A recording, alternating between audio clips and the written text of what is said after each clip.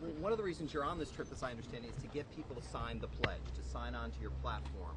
You did not specifically in your speech ask people today to do that. What should they do? Mariah was supposed to do that on her speech. This is about, we're trying to accomplish two things through the summer. Number one, or three things. Number one, we're enjoying New York State, which is beautiful, and it's especially beautiful upstate in the summer. So we're having some fun. That's number one. Number two, I want to get elected. I think I can help, and I'm focusing on getting elected in the November elections. We really have to change this state government. We have to change it dramatically.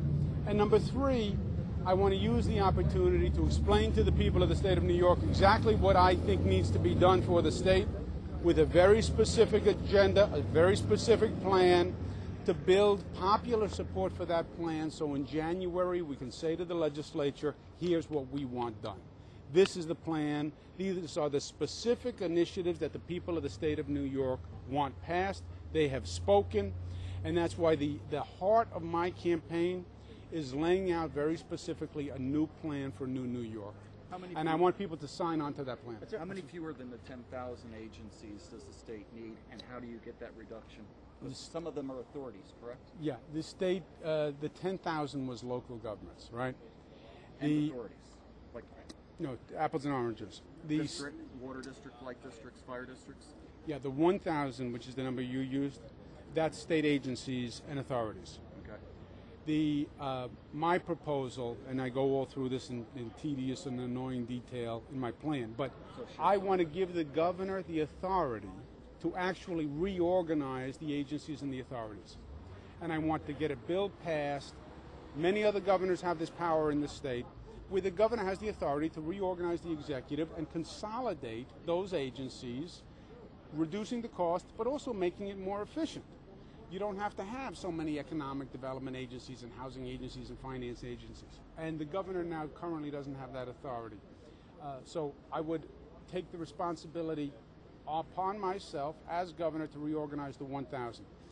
The 10,521 actually are the number of local governments across the state. That's the 113 in Greene County. That's the one for every 433 people in Greene County. It's too much. It's too much. You can't afford it. You just can't afford that amount of operating expense. How many fewer and how quickly can you do it? As many as makes sense. There is no 10,500 to what is your question? Whatever makes sense. A lot of it is a local government question, right? Because this is going to be up to people in local communities, because it's their local taxes, the property taxes that are chasing people from their homes. Those are local taxes.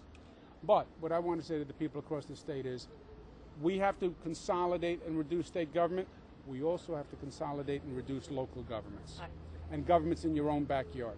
Attorney General, when you consolidate also, a lot of jobs go away. So how do you plan on actually, getting some of these people back to work? I mean, a lot of people will probably be out of work.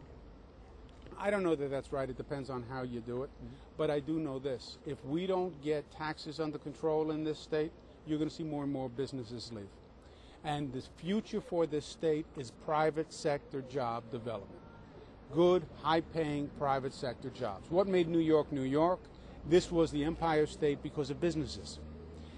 You don't build a state on a public sector payroll. You build a state because you have a robust private sector economy, more businesses, more jobs.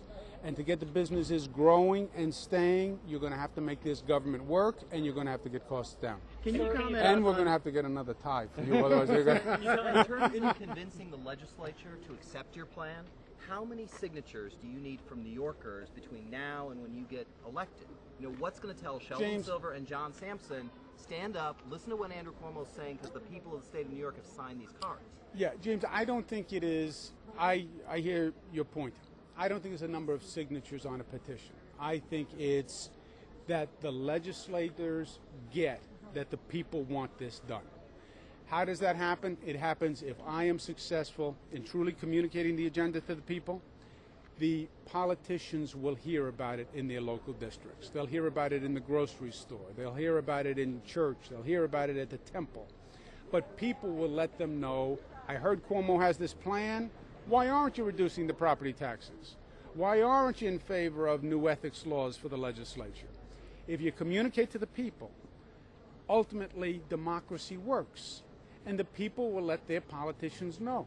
And by the way, politicians who don't follow the will of the people aren't politicians for long. You know, there's a certain, the process ultimately works. The job is, it has to be bottom up. You have to communicate to the people so the local electeds hear. Tell us Specifically, filings. if you're for the Farm Workers Fair Labor Practices Act, and generally, what would you like to do to help farmers and farms in Greene and Columbia County? We tend to underestimate the value of the agricultural sector in this state.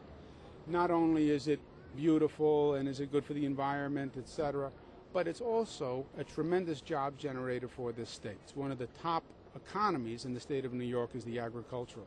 And we've forgotten that for too long, and it would be a top priority for me as governor. Farm Workers Fair Labor Act. Are you in favor of the Farm Workers Fair Labor Act?